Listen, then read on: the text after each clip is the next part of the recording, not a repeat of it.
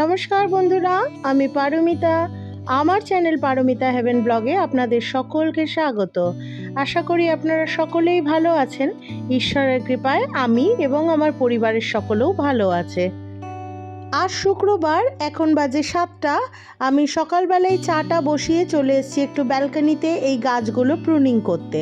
আমি 2-1 দিন আগে ব্লগে আপনাদের বলেছিলাম খুব বেয়ারাভাবে গাছগুলোর ডালপালা বেড়েছে আর আমার ছোট্ট ব্যালকনিতে খুবই অসুবিধা হচ্ছে, তাই গাছগুলো একটু কাটাই ছাঁটাইয়ের প্রয়োজন ছিল। আজ সকালে সেগুলোই করলাম। নীলকণ্ঠ গাছটাকেও ছোট করে দিলাম, আর এখানে জুঁই ফুলের গাছটাও আমি ছোট করে দেবো। জুঁই না, এটা অ্যাকচুয়ালি বেলি ফুল আই থিঙ্ক। তো বেলি ফুলের গাছটাও কাটাই ছাঁটাই করে ছোট করে দিয়েছি, কারণ এখন তো বেলি ফুল গাছে বেলি ফুল হবে না। আর সাথে মানি প্ল্যান্ট গাছটাও ছোট করেছি।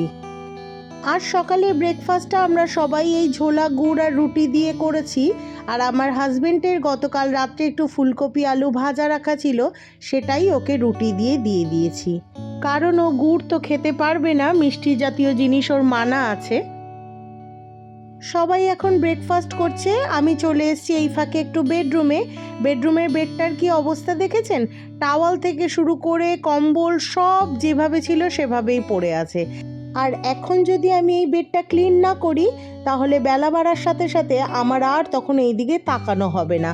তখন আমি দিশেহারা হয়ে যাই, কারণ একবার যদি রান্নাঘরে ঢুকে যাই তখন রান্না করতে করতে না আর এই কাজগুলো করে হয়ে ওঠে না। আর দ্বিতীয় কথা, রান্নাঘরে ঢোকা মানেই তো মাছ ধোয়া, মাংস ধোয়া, রক্তর জল ছেটা, এগুলো ঘেন্না লাগে না? সেই অবস্থায় ঘরের বেডরুমের বিছানা কি ঝাড়া যায়? গতকাল ছিল বৃহস্পতিবার, আর বৃহস্পতিবার দিন আমার শ্বশুরমশাই যান ওই বাড়িতে। তাই কালকে আমাকে আমার মেয়ে গিয়ে বলছে, মিমি আজকে তো দাদু আমাদের সাথে শুচ্ছে না, তুমি আমাদের সাথে ঘুমাবে। বুঝলাম ও একটু কালকে ভয় ভয় পাচ্ছিল কোনো একটা কারণে, বাচ্চা তো কত কিছুই তো টিভিতে দেখতে থাকে। তাই আমি কালকে আমার ছেলে মেয়ের সাথেই ঘুমিয়ে পড়েছিলাম। আর আমার হাজবেন্ড যেই ঘরে ঘুমায় আর কি, সেই ঘরেই ও শুয়েছিল। আর আমার ছেলের একটা হ্যাবিট আছে, সেটা গুড হ্যাবিট কি ব্যাড হ্যাবিট আমি জানি না, ও বিছানায় পড়লেই ঘুমিয়ে পড়বে, একেবারে গভীর ঘুম যাকে বলে। এবার সেই জন্যেই আমার মেয়ে একটু ভয় পাচ্ছিল যে লিও তো সঙ্গে সঙ্গে ঘুমিয়ে পড়ে, আমার শ্বশুরমশাই থাকলে তাও একটু স্নোই এপাশ ওপাশ করলে, ছটফট করলে জিজ্ঞেস করে কি হয়েছে না হয়েছে, কিন্তু লিও তো পড়লেই ঘুম, এই জন্য একটু ঘাবড়াচ্ছিল। দেখুন আফটার ক্লিনিং বিছানাটা কীরকম পরিষ্কার লাগছে। আমার শ্বশুরমশাইয়ের যেহেতু বয়সটা অনেকটাই হয়েছে, রাতের দিকে ওনার ঠিকমতো ঘুম আসে না। এবার আমার মেয়ে একটু ছটফট করলে উনি উঠিয়ে বারবার জিজ্ঞেস করে টয়লেট যাবে কি না, টয়লেট গেলে ওকে উঠিয়ে নিয়ে বাথরুমে টয়লেট করিয়ে নিয়ে আসা, এই জিনিসগুলো উনি খুব কেয়ার করে। তারপর রাত্রেবেলা আমার মেয়ে যদি শুয়ে থেকে কম্বল ফেলে দেয়, অনেক সময় হয় না বাচ্চারা গায়ে কম্বল দেওয়া থাকলে লাথি মেরে ফেলে দেয়, সেই বারবার করে ওর গায়ে আবার কম্বল চাপিয়ে দেওয়া, এগুলো উনি দায়িত্ব সহকারে পালন করে। আমার শ্বশুরমশাই আমার ছেলে মেয়ের জন্য প্রচুর করেছেন। মানে আজ শুধু মেয়ের কথা না, আমার ছেলেও যখন খুব ছোট ছিল, আমি গুণে বলতে পারবো আমি কদিন কাঁথা কাপড় আমার ছেলের ধুয়েছি।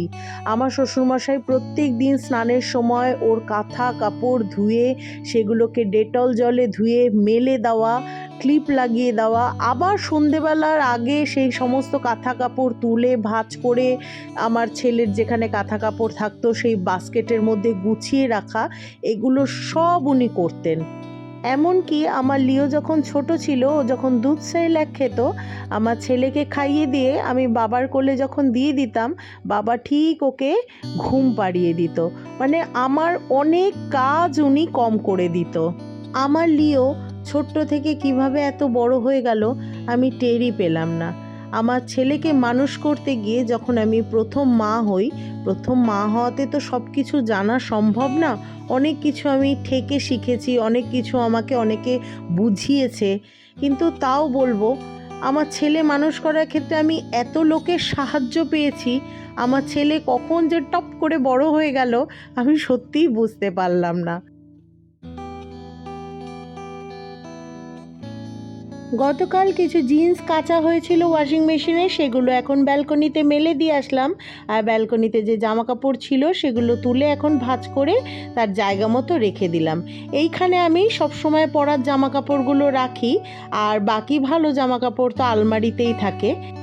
রান্নাঘরে এসেই যেটা প্রথম বসালাম সেটা হচ্ছে কিছু সবজি কেটে রেখেছিলাম আমি, বিনস, গাজর, আলু, ফুলকপি, পেঁয়াজকলির পাতা, এগুলো সব একটু ভেজে নেব। তার মধ্যে নুন হলুদ দিয়ে নিয়েছি, আর গতকাল রাত্রে আমার কিছু ভাত ছিল, সেই ভাতটাই এর মধ্যে দিয়ে ভাজবো। আর এখানে আমার দুটোকে দেখুন, ওদের যে এটা কী খেলা, লিও আমার মেয়েকে লক করে দেবে আর আমার মেয়েকে বলতে হবে স্যারেন্ডার, তাহলেও লিও ছাড়বে। কি দুই ভাই বোনে যে খেলে বুঝি না বাবা। যাই হোক, এবার মোটামুটি সবজিগুলো ভাজা হয়ে গিয়েছে, এর মধ্যে দুটো ডিম দিয়ে দেব। আসলে আজকে এই ফ্রাইড রাইসটা বানানো আমার মেয়ের জন্য। আমার মেয়ে বলল, আজকে মেনু শুনে আমার মেয়ে বলল ও ওইসব কিচ্ছু খাবে না, তাই বাধ্য হয়ে ভাবলাম একটু ভাত ভেজে দিই, ভাত ভাজা হলেও অসুবিধা হবে না, ওর চুপচাপ লাঞ্চটা করে নেবে। আজ যখন এই ভাত ভাজা বানাচ্ছিলাম, মানে ঘরোয়া ফ্রাইড রাইসটা বানাচ্ছিলাম, একটা কথা ছোটোবেলার খুব মনে আসছিল। সেটা হচ্ছে, আমিও ছোটোবেলায় এরকম কিছু খাওয়ার না খেতে ইচ্ছা করলেই মাকে বলতাম আমাকে ভাত ভেজে দাও। আর একটা জিনিস যেটা আমি ভালো খেতাম সেটা হচ্ছে ফেনা ভাত। ফেনা ভাত আপনারা অনেকেই হয়তো খেয়েছেন। শীতকালে এই ফেনা ভাতটা খেতে আমার ভীষণ ভালো লাগতো। আমার মা আতপ চালের মধ্যে ফুলকপি, আলু, সিম, যত শীতকালীন সবজি আছে সব দিয়ে একটা ফেনা ভাত বানাতো, মানে একটু গলা গলা ভাতটা, ওটার মাড় ঝরতো না, ওটা ওইভাবেই খাওয়া হতো। আর ওই খাবারটা যখন খেতাম তার মধ্যে 1 চামচ ঘি দিয়ে ওই ফেনা ভাতটা যে কী অমৃত লাগতো, বহু বছর ওরকম খাই না। আর সত্যি কথা বলতে কি, এখন ওরকম আতপ চালও পাই না। আতপ চাল বলতে আমাদের ঘরে গোবিন্দভোগটাই আসে, আর গোবিন্দভোগের ফেনা ভাত না আমার ঠিক ভালো লাগে না।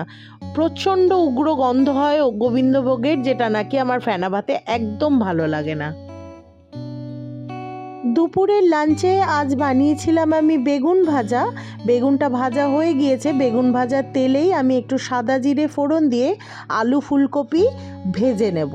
আজকে আলু ফুলকপির একটা তরকারি বানাবো, যেটা নাকি এই বেলাও খাওয়া যাবে আর রাত্রে রুটির সাথেও খাওয়া যাবে, কারণ রাত্রে না আর ইচ্ছা করে না আমার কিছু বানাতে। আর ফুলকপির তরকারিটাতে আমি আজকে পেঁয়াজ রসুন কিছু দেব না, খানিকটা আদা, 8-10টা কাজু বাদাম, একটা টমেটো, আর একটু জিরের গুঁড়ো আর একটু কাশ্মীরি লঙ্কার গুঁড়ো দিয়ে আমি মশলাটা ব্লেন্ড করে নেব।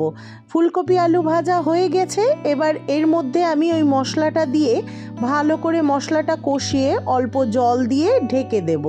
আর নুন, মিষ্টি, হলুদ এগুলো তো কমন ইনগ্রেডিয়েন্টস, এগুলো তো সব তরকারিতেই আমি দিই, বিশেষ করে নিরামিষ তরকারিতে আমি অবশ্যই একটু মিষ্টি দিই। ফ্রিজে আমার 4 টুকরো মাছও ছিল, আজকে মাছের ঝোল না বানিয়ে আমি একটু মাছটা ভাজা বানিয়ে দিয়েছি। সব সময় একঘেয়ে মাছের ঝোল ভালো লাগে না খেতে, আর মাছ ভাজাটা আমার শ্বশুরমশাই, আমার হাজবেন্ড দুজনেই খুব পছন্দ করে। আজকের ব্লগটি আপনাদের কেমন লাগলো অবশ্যই কমেন্ট করে জানাবেন। ভালো লাগলে একটা লাইক করে দেবেন, আর যদি আমার চ্যানেলের পাশে থাকতে চান তাহলে চাইলে একটা সাবস্ক্রাইবও করে দিতে পারেন। আজ তাহলে আসি, আবার দেখা হবে আগামীকাল একটি নতুন ব্লগ নিয়ে। ভালো থাকবেন, পরিবারের সকলকে ভালো রাখবেন। টাটা।